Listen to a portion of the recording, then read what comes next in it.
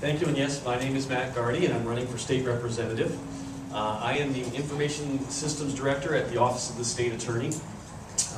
Previous to that, I have worked in IT for the Public Defender's Office and the Naval Air Station in Key West. And my wife and I had run a successful business down on Duval Street in 2003, 2004, an internet cafe, so I'm familiar with running a business as well. The question of the day seems to be, why are you running for office, and why did I get into this?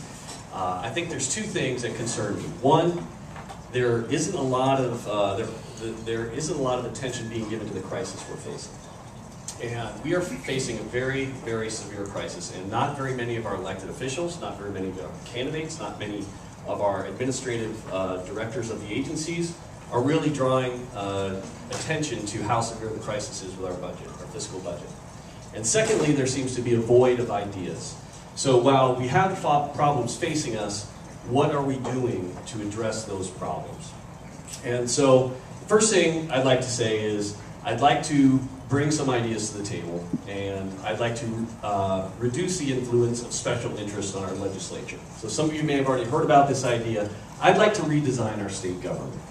Currently, our state legislators and state senators all travel up to Tallahassee, spend a lot of money to get there, and they get corralled into a nice little area where all the special interests and big money can come in and influence the legislators. They get ingrained up there, they get used to living up there, and they don't represent the interests of their districts any longer. They represent the people that have them corralled up in Tallahassee.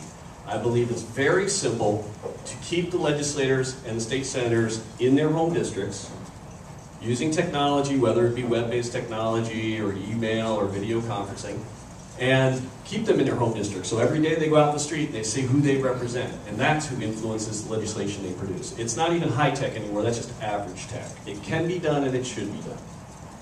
The second thing I'd like to do is really address the financial crisis. We have to cut the state budget by no less than 25%. We are no different, we're in no different situation than Greece is right now. And anybody who's going to tell you any different is kidding you.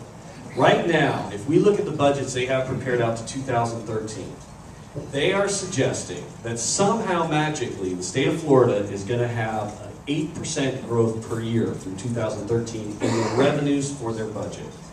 They are planning this budget and those budgets with that in mind, that the revenue growth is going to happen.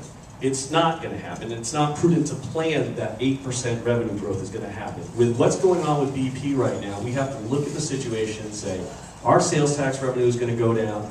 We should at the very least plan for no growth in our budget. And so what that entails is the whole time we also have our debt that we're incurring. We have about $40 billion of direct and indirect debt in our state. And that debt costs money to service every year. We used to talk about 2 to 3%, 4% to service the debt of our annual budget. We are now talking about a projection of about 8.5% of our annual budget dedicating just to service that debt. That's exactly, when they say Greece, that's exactly what's happening in those European nations. We have to address it seriously. We have to cut the budget. We have to cut spending so that we don't keep growing the debt monster that's consuming our annual budget every year. Now that's why I'm getting in the race, because you do not hear this coming from the state level. You do not hear this coming from our elected officials, and you do not hear it coming from the directors of our agencies. How do we cut 25% from the budget?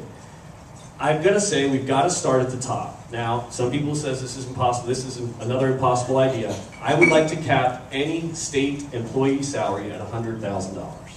Now, there is a reward that goes with public service. Many of us know that in this room. I'm a state employee myself. You have to accept that the private sector is hurting. And as a public sector employee, you have to accept that $100,000 is enough. And if not, go out in the private sector and try to make it. So we have to tell everyone in the state, you're not making more than $100,000. We have to start looking at how many agencies, commissions, and committees we have that are redundant and repetitive, and start to begin to consolidate them and reduce the administrative costs of those agencies. That's where the fat is. The fat's at the top. I'm not talking about the person sitting at the motor vehicle desk waiting to help you. I'm not talking about the FWC officer out in the water. I'm talking about cutting at the top and trimming that budget by 25%. We can't ask any more, the Floridians to pay any more in taxes, and we cannot consider any other types of new projects and programs. So we have to cut that budget by 25%. We also, many of us I've talked to tonight, are small business owners. We have to foster job growth through small business. That is where the stable job creation occurs. So every way that we can reduce and eliminate the bureaucratic morass that is put on small and medium-sized businesses, that the larger businesses have teams of lawyers that they can just bypass, we have to do that. We have to eliminate those restrictions so that small businesses can foster the growth that they need to create the jobs that will stay in Florida, that aren't large corporations that will quickly just move jobs overseas. We need the small and medium-sized businesses and manufacturing types of businesses here in the state of Florida. Again, I hope you take the time to go to my website. It's www.mattgardi.com.